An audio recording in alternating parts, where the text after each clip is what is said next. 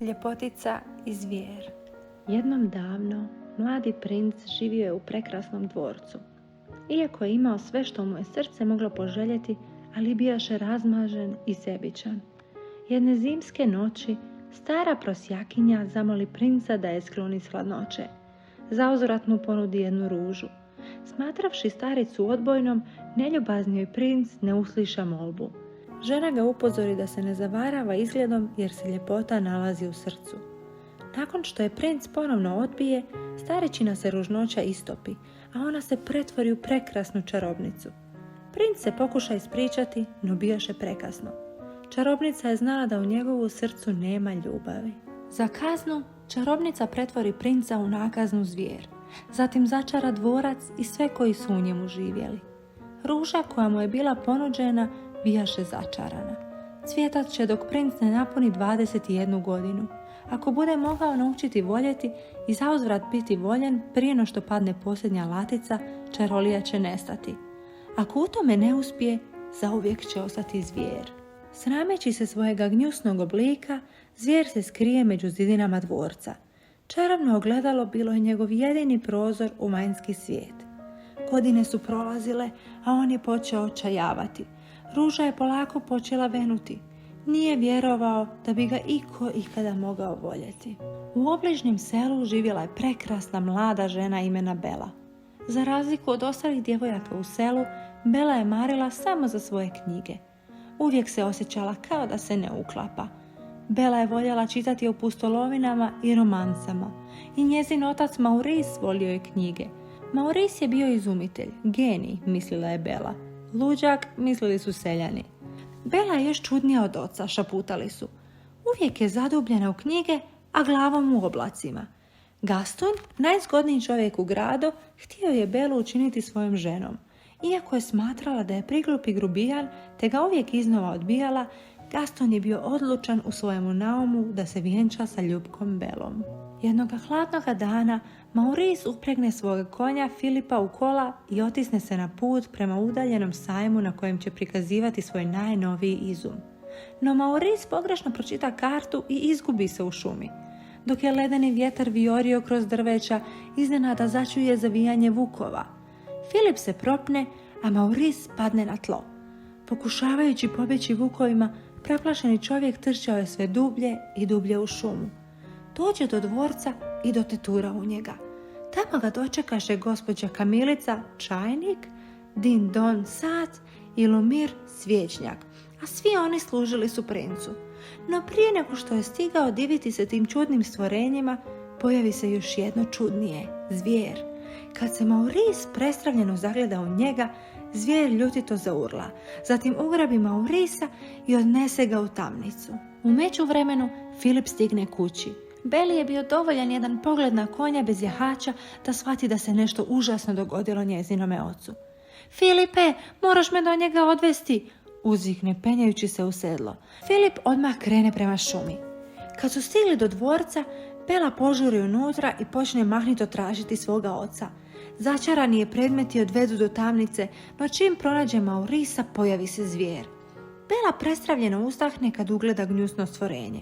Nakon što je on to odbio, ona se hrabro ponudi zauzeti Maurisovo mjesto. Ne, Bela, zavapi Maurice, no zvijer pristane na razmjenu. Prije nego što se Bela mogla pozdraviti s ocem, zvijer je odvede u njezinu sobu.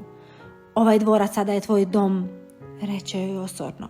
Bela je smjela ići kao god je željela, osim u zapadno krilo. Pridružit ćeš mi se za večerom, naredi zvijer. To nije molba. Bela ipak odbije, a zvijer bijesno odjuri. Te se noći Bela iskrade iz svoje sobe i pronađe put do zabranjenoga zapadnog krila. Pokraj prozora ugleda začaranu ružu. Kada ispruži ruku kako bi je dodirnula, na jednom se vani na balkonu ukaže zvijer. Bela vrisne i pobjegne iz sobe. Dok joj je srce luđački lupalo, Bela istrči iz dvorca, uzjaše Filipa te se galopom otisne u noć. Ali uskoro ih opkoli čopor vukova. Bela je bila bespomoćna. Iznenada se stvori zvijer i odbije vukove. Bela je čula grozno režanje i zavijanje dok su se zvijer i vukovi borili za život i smrt. Vukovi na posljetku otrče u šumu, no zvijer je ležala u snijegu s teškim ozljedama. Vrativši se u dvorac, Bela mu je brižno vidala rane. Iako je bila nježna, jaki bolovi nagnali su zvijer na urlike. Pa nisam te ni dodirnula, reče Bela. Zatim ugleda bolnu grimasu na njegovom licu. Zaboravila sam ti zahvaliti što si mi spasio život, nastavi blagim glasom. Zvijer na to samo progunđa, no kada je Bela odvratila pogled na njegovu se licu, pojavi osmijeh. U sljedećim danima zvijer pokuša biti pravim domaćinom. Pokazao je Beli svoju knjižnicu, a ona ga je počela podučavati kako se ponaša poput pravog gospodina.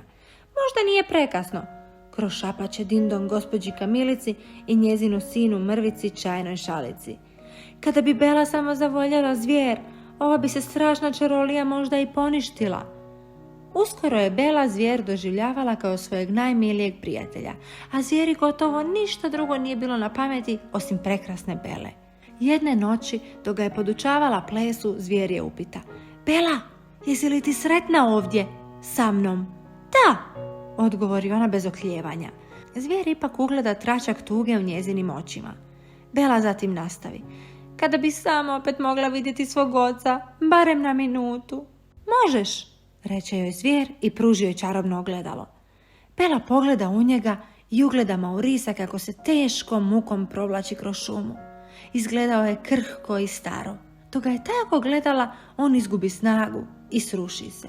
Moram k njemu, uzvikne Bela. Možda umire. Slobodna si, tužno odrati zvijer.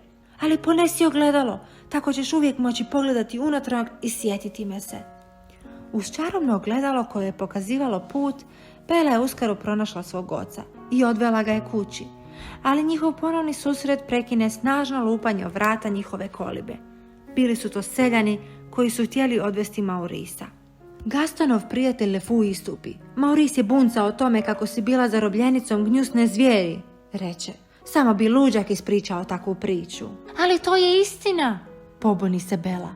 Zabrinut pogled preletio je preko bijesne svjetline i zastane na Gastonu. Gastone, uzvikne, znaš da moj otac nije lud, kaži im. Gaston prišapne Beli da bi možda mogao smiriti svjetinu ako mu obeća da će se udati za njega. Nikada, povikne Bela. A moj otac nije lud, zvijer uistinu postoji, a ja to mogu i dokazati. Okrene se prema svjetini. Pogledajte u ovo ogledalo i vidjet ćete. Seljani u ogledalu ugledaju zvijer i prestrave se. Moramo uloviti ovu divlju životinju, uzvikne Gaston. Nakon što su Belu i njezina oca zaključali u podrum kolibe, seljani odjašu u napad na dvorac. Na sreću, mali Mrvica bio se skrio u Belinu torbu obješenu o sedlu. Nakon što su seljani otišli, iskoristio je Maurisov najnoviji izum kako bi Belu i Maurisa oslobodio iz podruma. Dok je Bela stigla do dvorca, seljani su već bili provalili u dvorac. Gaston i zvijer borili su se na krovu dvorca. Zvijer uspije izbiti oružje iz Gastonove ruke. Ništa ga više nije sprečavalo da ubije Gastona. Gaston je krikovima molio za milost i zvijer svojem neprijatelju okrene leđa. Bela je potom mogla samo bespomoćno gledati kako mu Gaston u njih zabija nož. Zvijer zaurla od bola. Uzmičući se od ranjene zvijeri, Gaston se spotakne i s krova se sropošta u maglu. Bela požuri do zvijeri. Vratila si se, reče zvijer na izmahu snaga. Barem te mogu vidjeti posljednji put. Ne, zajeca Bela i poljubi mu obraz. Molim te, nemoj umrijeti, ja te volim. U tom se trenutku čarolija poništi.